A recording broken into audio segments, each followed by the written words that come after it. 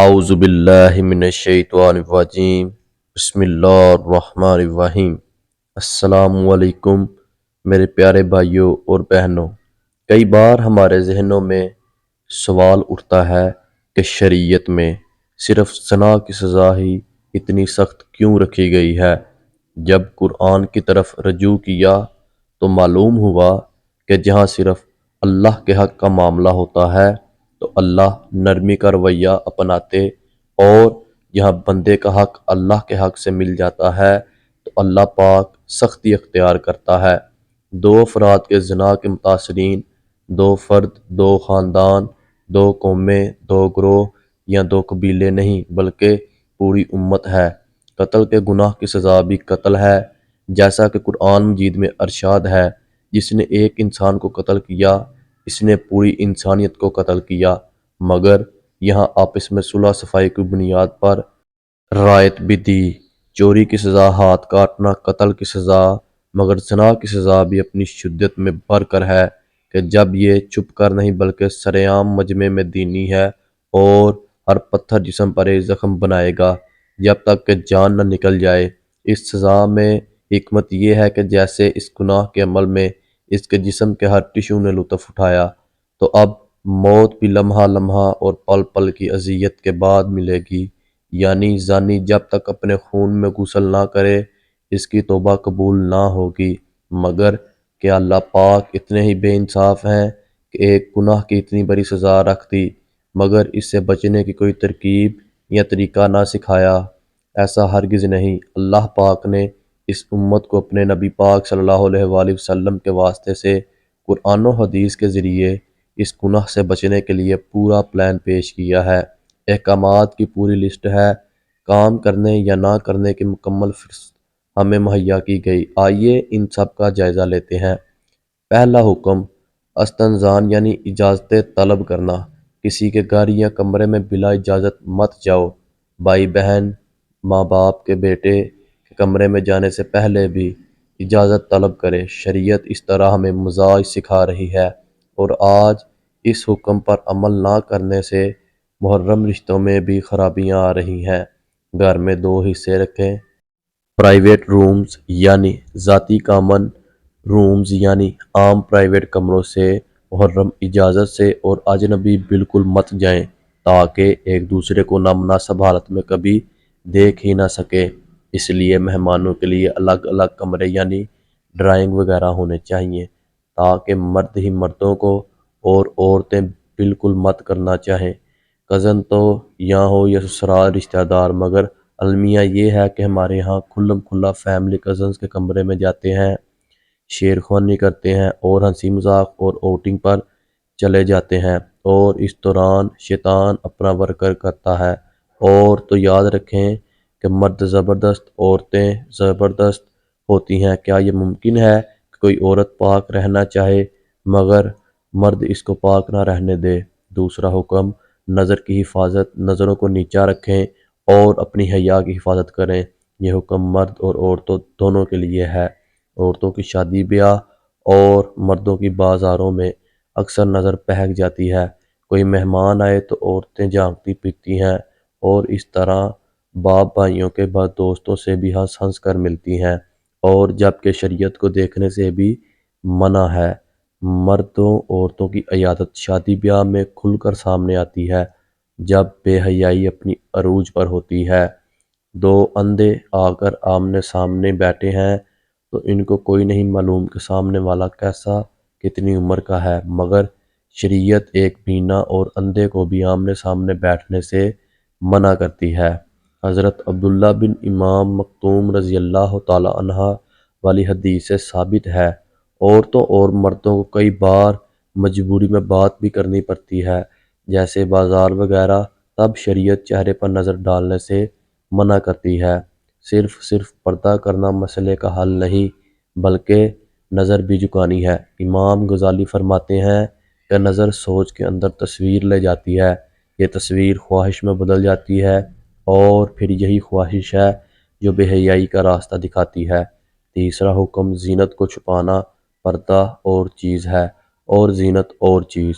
عورت کے اعضائے زینت نماز میں چھپائے جانے والے اعضاء ہیں۔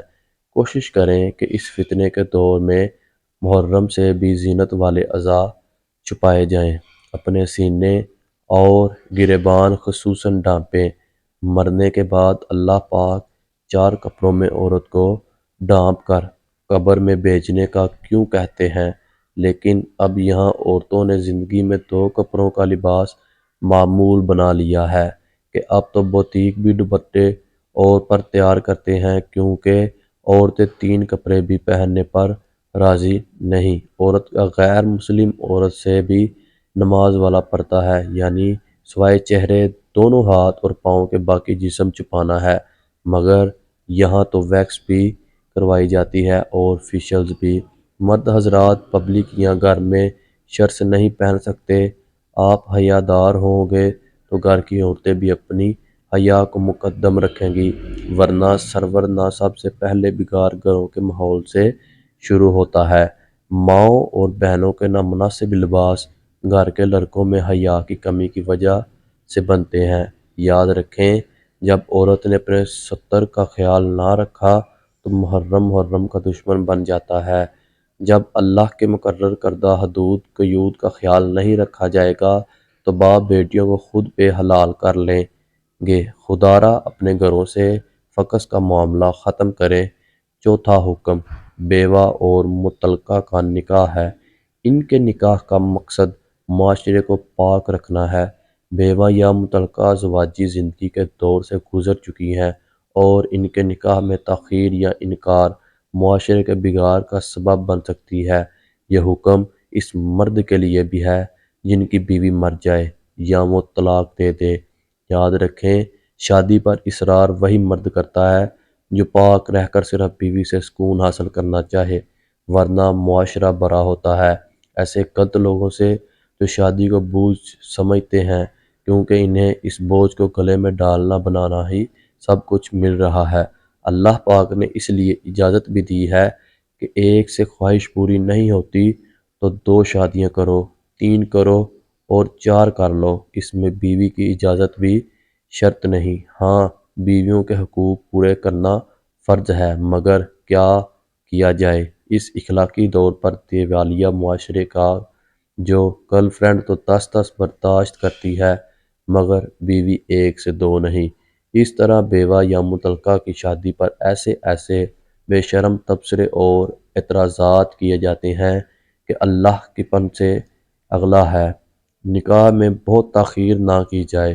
ہم گھروں میں کیبل لگوا کر، کھلی آزادی دے کر، ایجوکیشن میں پڑھا کر، پھر اپنے بچوں میں رابعہ بسرا اور جنید بغدادی ڈھونڈنے کی توقع کرتے ہیں، تو پھر ہم احمقوں کی جنت نوجوان لڑکا لڑکی جب یونیورسٹی کے آزاد اور روشن خیال ماحول میں پڑھیں گے تو ان کو تعلق بنانے سے کون روکے گا؟ جب گھروں میں دینی تربیت نہ ہو، مائیں اسٹار پلس کے ڈراموں اور کپڑوں کی ڈیزائننگ میں مگن رہتی ہوں، تو اولاد کی سرگرمیوں اور ان کی صحبت سے ناگواف ہوں تو جیسی خبریں آئیں گی دین اخبارات کی زینت بنتی ہے۔ وہ بعید نہیں، مگر ہمیں تو یہ سکھایا جاتا ہے کہ جب نظروں میں حیا ہو تو پردے کی ضرورت نہیں۔ اس کا تو یہ مطلب بھی بنتا ہے کہ جب نظروں میں حیا ہو تو پھر کپڑوں کی بھی ضرورت نہیں۔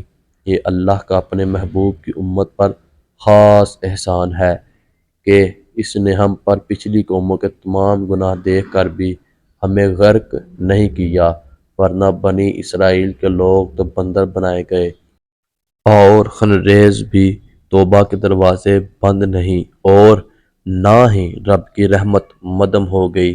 جب اللہ کی محبت اور ایمان کی روشنی دل میں آ جائے تو یہ نور علی نور ہے، اور ایسے دل میں بے حیائی داخل نہیں ہو سکتی۔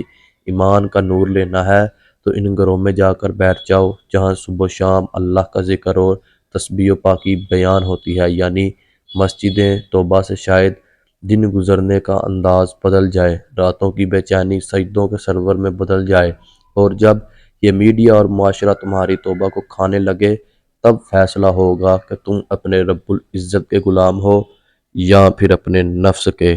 تو اللہ پاک سے دعا ہے کہ اللہ پاک ہمیں اپنے نفس کو کنٹرول کرنے کی توفیق عطا فرمائے اور زنا سے بچنے کی توفیق عطا فرمائے۔